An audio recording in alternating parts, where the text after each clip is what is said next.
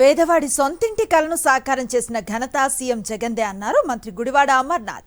అనకాపల్లిలో సామూహిక గృహప్రవేశాలను వైఎస్ఆర్సీపీ ఉత్తరాంధ్ర సమన్వయకర్త వైవి సుబ్బారెడ్డితో కలిసి ఆయన ప్రారంభించారు. ఆ గృహాల పంపిణీ ద్వారా 2744 మందికి 206 కోట్ల రూపాయల మేర లబ్ధి జరిగినట్లుగా తెలిపారు.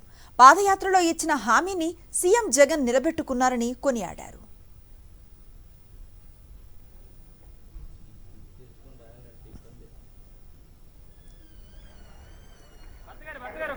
వరపులక్ష్మి, నందవరపులక్ష్మి,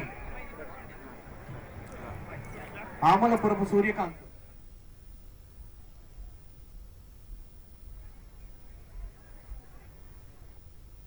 ఇరవై సంవత్సరాల పాటు మీ మీద 7.5 లక్షల రూపాయలు భారం మోపి మీరు ఇల్లు ప్రభుత్వం నుంచి ఉచితంగా కాకుండా ప్రభుత్వం దగ్గర కొనుక్కునేటువంటి కార్యక్రమం చేస్తా ఉన్నారు.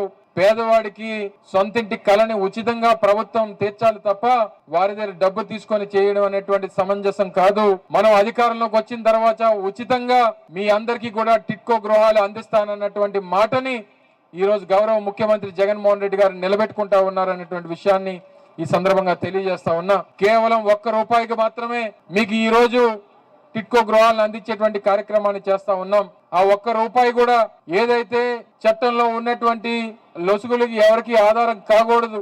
ఉచితంగా ఇస్తే మళ్ళీ మీ దగ్గర నుంచి మీకు ఏవైతే కోర్టుల నుంచో లేకపోతే ఇంకో దగ్గర నుంచో న్యాయపరమైనటువంటి చిక్కులు లేకుండా ఉండాలన్నటువంటి ఉద్దేశంతో కూడా కేవలం ఆ 1 రూపాయిని ఈరోజు ఛార్జ్ చేసేటువంటి కార్యక్రమం చేస్తా ఉన్నాం.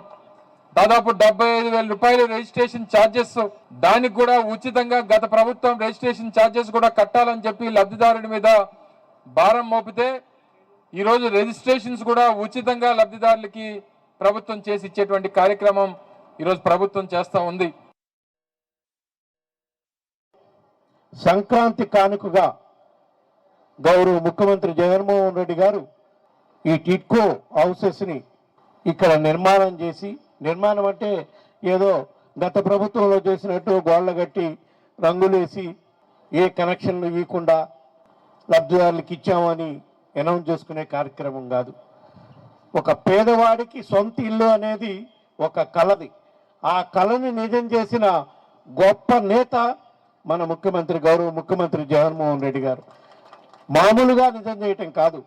పేదవాడికి ఇల్లు అనేది అది ఒక కళ కాబట్టి అది ఇచ్చేటప్పుడు ఆ ఇంటి యాజమాన్యం, మరీ ముఖ్యంగా ఆ తల్లికి అది ఒక భరోసా ఇచ్చేదిగా, శాశ్వతంగా వాళ్ళకి ఒక నివాసం ఉండటమే కాకుండా రాబోయే రోజుల్లో ఏమైనా ఇబ్బందులు వచ్చినా ఆదుకునే విధంగా ఉండాలి అని ఈ గృహాలు నిర్మించే కార్యక్రమం, ఇళ్ల స్థలాలు నిర్మించే కార్యక్రమం గౌరవ ముఖ్యమంత్రి జగన్మోహన్ రెడ్డి గారు రాష్ట్ర వ్యాప్తంగా కూడా పెద్ద ఎత్తున చేపట్టడం జరిగింది. ఇప్పటి వరకు గత 4 సంవత్సరాల్లో జగనన్న స్థలాల పేరుతో రాష్ట్ర వ్యాప్తంగా 32 లక్షల మందికి ఇళ్ల స్థలాలు ఇచ్చే గొప్ప కార్యక్రమం ముఖ్యమంత్రి జగన్మోహన్ రెడ్డి గారు చేపట్టడం జరిగింది.